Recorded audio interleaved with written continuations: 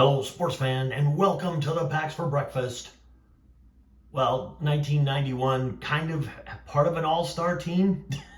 It's like, these are Fleer cards, Fleer, and your eyes are probably hurt. You're looking at the thumbnail going, why would you do this to us? Now I get it, taste is subjective. There are some people out there that are going to think, these cards are fine, you guys overreact to how bad they are. Other people will say, I love these cards. The only reason I never like these cards is because the yellow is a very dominant color. And when you see the yellow and the black, you immediately think Pittsburgh Pirates. So it kind of drowns out all the others. I mean, Robin Ventura plays for the White Sox, the Orioles and Ripken, and the Mets with Strawberry, and the Rangers with Palmeiro.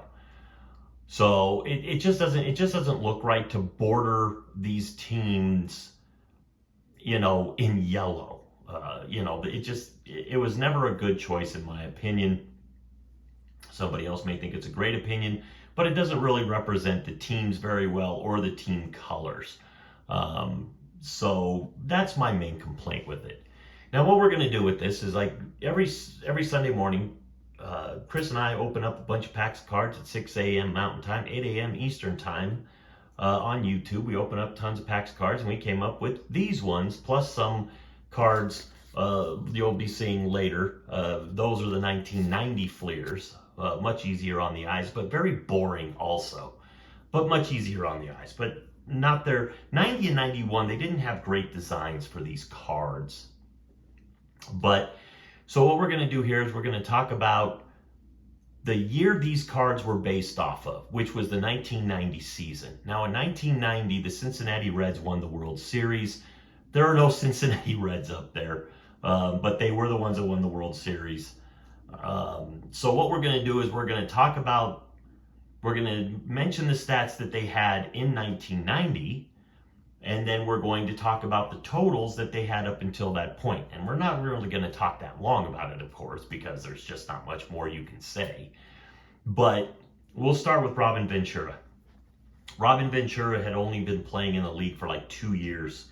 His 1990, he batted .249 with 5 home runs and 54 RBIs.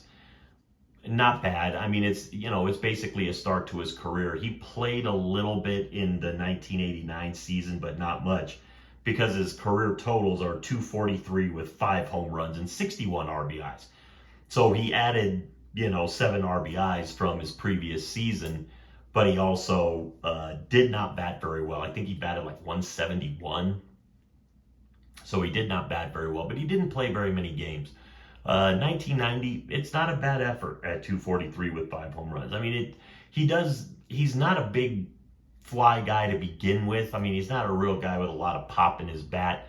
He got popped in the head by Nolan Ryan, but that's about all you can really say about his power. And that's more about Nolan Ryan's power.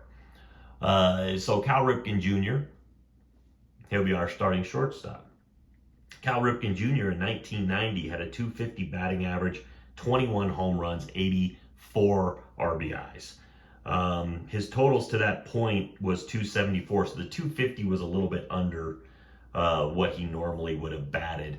And this is right in the prime of his career. It's not like he's only played for like 2 or 3 seasons. He's racked up some seasons, which shows by the 225 home runs he had at this point, also the 828 RBIs.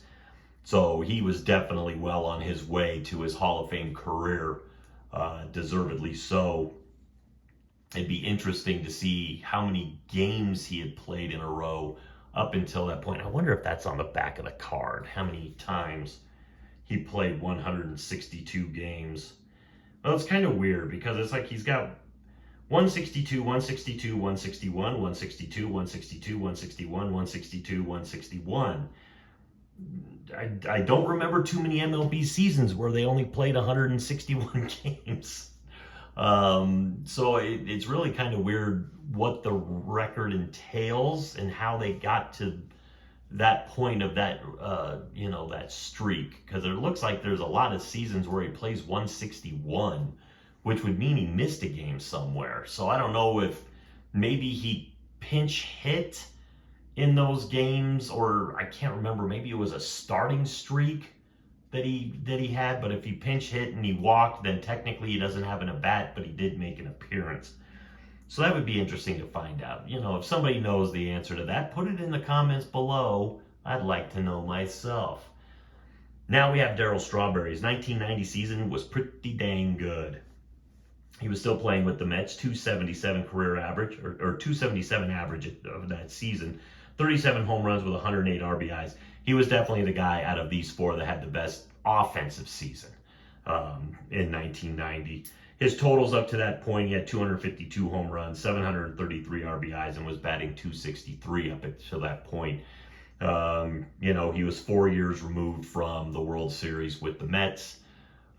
He was getting close to his last years with the Mets. I don't think he had very many more years left in New York. He ends up with like the Yankees and Dodgers later on in his career.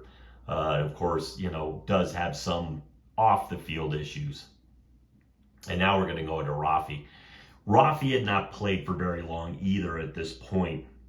His 1990 was 319 with 14 home runs and 89 RBIs. He had still had plenty of MLB seasons, but the power still wasn't there. I mean, this is a guy with 500 career home runs plus. But the power had not emerged because even at this point in his career, in 1990, he only had 47 career home runs, 248 RBIs, and was batting 296 total.